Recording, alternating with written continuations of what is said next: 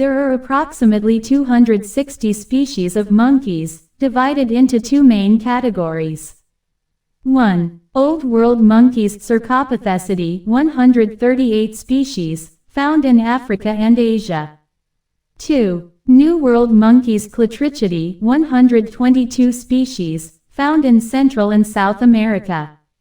As for their age, monkeys have been around for millions of years. The exact timeline is still a subject of scientific research and debate, but here's a rough estimate of their evolutionary history.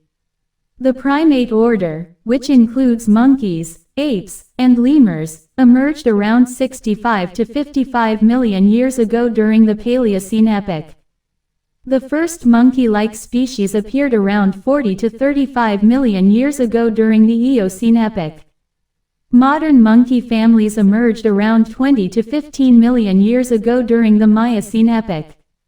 Some of the oldest known monkey species include Victoriopithecus around 19 million years old, Prohylobates around 18 million years old, Parapapio around 15 million years old.